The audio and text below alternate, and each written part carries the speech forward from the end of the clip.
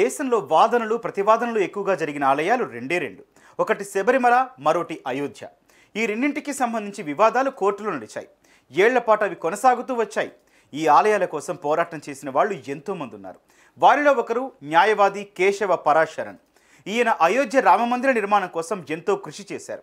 93 ఏళ్ల వయసులో కూడా బూట్లు లేకుండా గంటల పాటు కోర్టులో నిలబడి వాదించారు.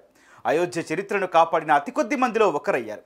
మన దేవుళ్లకే న్యాయవాదైన కేశవ పరాశరన్ గురించి ప్రతి ఒక్కరూ తెలుసుకోవాలి. కీళ్ల నొప్పులు, ఊపిరితిత్తుల సమస్యలతో బాధపడుతున్నారా? RNC super speciality hospital, Chintal, Quthbullapur. Parasaran గురించి తెలుసుకునే ముందు అయోధ్య కథను తెలుసుకోవాలి. అది 1528. అయోధ్యలోని రామమందిరంపై మొదటి మొఘల్ చక్రవర్తి బాబర్ దగ్గర జనరల్గా పనిచేస్తున్న మీర్ బాకీ కన్ను పడింది. దీంతో ఆలయంపై మసీద్ నిర్మించారు. ఇదేంటని అడిగిన వారిపై దాడులు చేశారు. 1947వ సంవత్సరంలో భారతదేశానికి స్వాతంత్రం వచ్చింది. ఓ 2 ఏళ్ల తర్వాత హిందువులు కొందరు ధైర్యం చేసి బాబ్రీ మసీదులో రాముడి విగ్రహాన్ని ప్రతిష్ఠించి పూజలు చేశారు. అప్పుడు పెద్ద గొడవలు జరిగాయి. దీంతో అప్పటి ప్రభుత్వం ఈ స్థలాన్ని వివాదాస్పద స్థలంగా ప్రకటించి తాళాలు వేసింది. ఈ విషయంపై వివాదాలు, వాద ప్రతివాదనలు సుమారు 35 ఏళ్ల పాటు కొనసాగాయి. అది 1984వ సంవత్సరం. అయోధ్యలో రామమందిరం నిర్మించాలంటూ విశ్వ హిందూ పరిషత్ న్యాయస్థానం తలుపు తట్టింది. 1986 ఫిబ్రవరి 1న ఆ కట్టడం తలుపులు తెరవాలంటూ ఫైజాబాద్ జిల్లా జడ్జి ఆదేశించారు. కొన్నేళ్ల తర్వాత అయోధ్యలో రామాలయ నిర్మాణం జరిగి తీరాల్సిందేనంటూ బీజేపీ అగ్రనేత ఎల్కే అడ్వాణీ సోమనాథ్ నుంచి రథయాత్ర మొదలుపెట్టారు. కానీ అది నిలిచిపోయింది. ఇక 1992 డిసెంబర్ 6న ఉప్పెనలా తరలి వచ్చిన రామభక్తులు, విహెచ్పి కార్యకర్తలు, బీజేపీ నాయకులు, రాష్ట్రీయ స్వయం సేవకులు బాబ్రీ మసీద్ మీదకి ఎక్కి టోమ్స్ గోడలను కూల్చేశారు. ఈ ఘటన దేశం మొత్తాన్ని ఒక కుదుపు కుదిపేసింది. అటు న్యాయస్థానంలో వాదోపవాదాలు కొనసాగాయి. మసీదు కింద రామాలయ గుర్తులున్నాయని హిందువులు చెప్పడంతో భారత పురావస్తు శాఖ నిపుణులు రంగంలోకి దిగారు. తవ్వకాలు సాగించి హిందువుల వాదన నిజమేనని తేల్చారు. దీంతో న్యాయస్థానం వివాదాస్పద స్థలాన్ని 3 భాగాలుగా విభజించి ఒకటి సున్నీ వక్ఫ్ బోర్డుకు, మరో భాగం నిర్మోహి అఖాడాకు, 3వ భాగాన్ని రామ్లల్లా ప్రతినిధులకు కేటాయించాలని అలహాబాద్ హైకోర్టు ఆదేశించింది. అయితే హైకోర్టు తీర్పు మీద సుప్రీంకోర్టు స్టే విధించింది. దీంతో ఈ భూమి ఎవరిదన్న దాని మీద సుప్రీంకోర్టులో 8 ఏళ్ల పాటు వాదనలు సాగాయి. కాగా 2019 నవంబర్ 9న సుప్రీంకోర్టు ఓ చరిత్రాత్మక తీర్పును వెలువరించింది. వివాదాస్పద భూమి 2 ఎకరాల 70 సెంట్లను రామాలయ నిర్మాణ నిమిత్తం ఒక ట్రస్టుకు కేటాయించాలని, అటు మసీదు నిర్మాణం కోసం అయోధ్యలోనే వేరే ప్రాంతంలో 5 ఎకరాల భూమిని సున్నీ వక్ఫ్ బోర్డుకి ఇవ్వాలంటూ ప్రభుత్వాన్ని ఆదేశించింది. దీంతో 100 ఏళ్ల పాటు సాగిన వివాదం ముగిసిపోయింది. ఆ తర్వాతి ఫలితమే ఇప్పటి అయోధ్య రామమందిరం.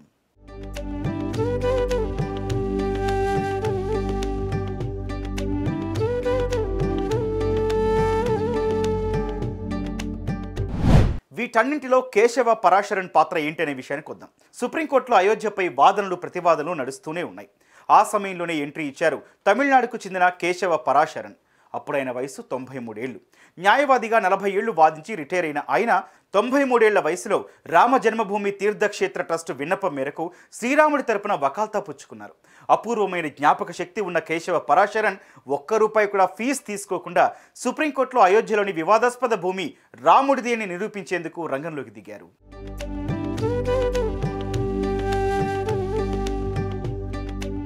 కేశవ పరాశరన్ సుప్రీంకోర్టు మెట్లెక్కగానే అందరి చూపు ఆయనపై పడింది. కోర్టు హాల్లోకి వెళ్ళగానే అందరూ అలర్ట్ అయ్యారు. దీంతో ఆయన సీనియారిటీ, అలానే ఆయన వయసును పరిగణలోకి తీసుకొని చీఫ్ జస్టిస్ రంజన్ గొగోయ్ పరాశరన్ను కూర్చొని వాదనలు వినిపించాలని ఆదేశించారు. అయితే శ్రీరామునిపై తనకున్న భక్తితో పరాశరన్ తాను నిల్చొనే వాదిస్తానని చెప్పారు. అది కూడా బూట్లు వేసుకోకుండానే చేస్తానని అన్నారు. దీంతో అక్కడి వాళ్ళు ఆయన భక్తికి షాక్ అయ్యారు. పరాశరన్ వార్తల్లో నిలిచారు.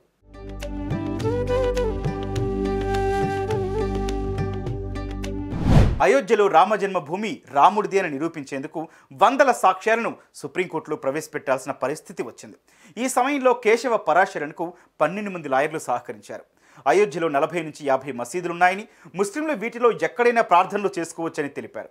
శ్రీరాముడు పుట్టిన స్థలం మాత్రం మారదని, హిందువులు అక్కడే రామచంద్రుని పూజించాలని భావిస్తున్నారని సుప్రీంలో బలంగా వాదనలు వినిపించారు.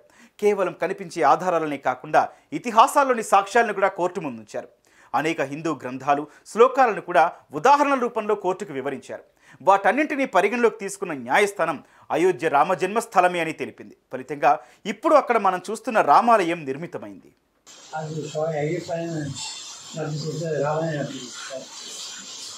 அந்த 9 டிகிரியில் பேசக்கூடிய சதவீதம் போயிடுச்சு, வயசாகிடுச்சு, உடம்பு முடியுது, மனக்கவலை 4 மாதம் மனக்கவலை போயிடுச்சுன்னு ஒரு குறை எனக்கு. அது எப்படி பகவான் சர்டிஃபிகேட்டாரோ அப்போ தான் நடக்கக்கூடிய நம்ம பிளான் நடக்காது. பெரிய சயின்டிஸ்ட் ஐன்ஸ்டைன் சொன்னான்னு சொல்கிறா, அதான் சொல்லிட்டு நினைக்கிறேன். அவன் சொல்கிற everything is predestined.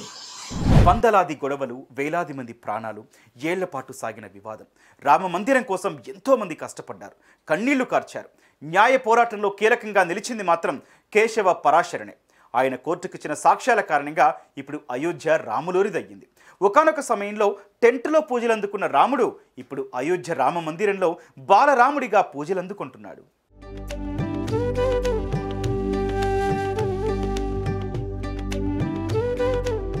Ayodhya Rama మందిరంలో కీలక పాత్రధారుల్లో ఒకరు కేశవ పరాశరన్. ఇప్పుడు ఆయన వయసు 97 ఏళ్ళు. ఆయన మర్చిపోయే పర్సనాలిటీ కాదు. ఇప్పుడు అయోధ్య రామ మందిరాన్ని చూసి సంతోషపడుతున్న ప్రతి ఒక్కరూ ఆయన్ను గుర్తుపెట్టుకోవాల్సిన అవసరం ఉంది.